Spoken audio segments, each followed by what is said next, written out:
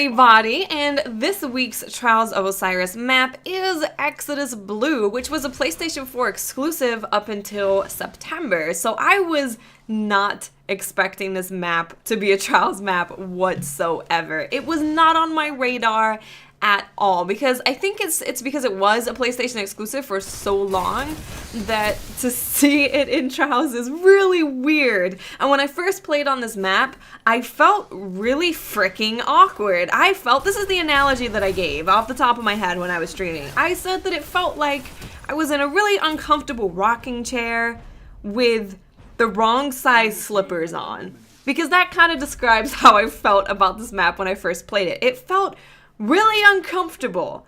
Like, I was supposed to feel comfortable because I played this map so many times, but for it to be a Trials map just felt really freaking weird. I didn't know what to do. I didn't know where to go. I didn't know how to play this map. So it was actually really interesting. It was definitely an interesting map to play this week, and I'm you know, I don't mind it. Anyway, I'm gonna give some general tips for Exodus Blue when it comes to Trials of Osiris this week. So this is one of the few Trials maps that is actually very, very shotgun friendly. A lot of the other maps can somewhat favor shotguns, but sniping is still probably the most preferable thing to do. This map, I would say the most preferable thing to do is shotgun. It is incredibly easy to flank people. What most people end up doing is they go to C. So if you know where the C flag is, that whole room area where the heavy ammo is, C-side, everyone tends to go over there and they'll just like hard scope down there, or they'll just be standing there basically. So it's very, very easy to cut through B or go through A and flank around to those guys. And if you have a shotgun, of course you're going to be able to run in there and take everybody out. So I did a mix of things. I did sniping, I did shotgun, and shotgun was definitely easier. People tend to play a little bit more aggressive on this map, and if they are camping, then I want to go in there and destroy their souls. So that is what I did. I have noticed that going invisible is ridiculously prevalent on this map. The invisible shotgunners are oh so very real, and these people don't just go invisible to get into an advantageous position to take you on. These people will only fight you when they're invisible. It's pretty amazing. I don't know if I've ever seen anything quite like it. They will only fight you when you're invisible. They will only fight you when they're invisible. So if you're in a gunfight with them, they'll either just run at you with their shotgun and pray, or they'll run away, go sit in a corner, and wait to go back invisible again. It's pretty ridiculous, to be honest. It's pretty ridiculous. So I would definitely say that if you are a really, really comfortable sniper, then definitely be the sniper for your team. I always think it's good to have at least one sniper.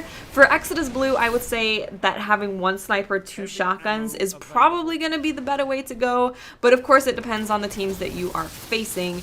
But yeah, I would say just pull out a shotgun, man. Put on invective and just spray it in people's faces and you will be totally fine. What I found in terms of strategy, if you can even call it that for this map, is that because people do always push that C-side, what I always did, like every single time, was I would cut through B and I would come behind them, and we would have our snipers scoping down C. So they would be too focused on our sniper scoped in down there trying to shoot our sniper, and then me and usually somebody else would also flank around the side of them, and we'd be able to take them out pretty easily because they're pinched between us flanking them with shotguns and a sniper staring at them. So it puts them in a really awkward position. So that's what I would say, and people seem to do it all the time. And they don't seem to really learn either. They'll just go there every single time and they won't learn to stop going there. A lot of the time, if you do end up doing that and they do learn, they will go to the back of their spawn. If they end up doing that, then it's probably better to go through the train tracks, like the train portion of the map. But in general, it's very easy to flank on Exodus Blue, very easy to flank with shotguns on Exodus Blue. So I would definitely say that the thing you want to be doing the most when you're playing this map is having someone scope down and keep an eye on them, and then having you cut around and flank them with your shotgun. I found that that definitely works the best. Of course, you can get cut off and end up being out there by yourself in a sticky situation, but if that happens, just run away.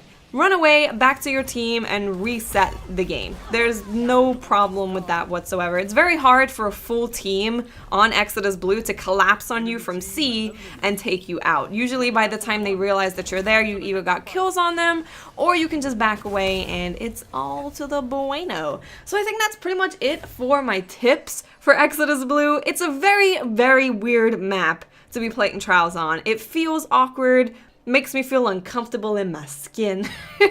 But in general, I don't mind it. I don't mind it. It's had some very interesting games. There's been some very interesting games where people have been super aggressive. So hopefully this does help you guys out. Let me know in the comment section, what do you think of Exodus Blue as a Trials of Osiris map?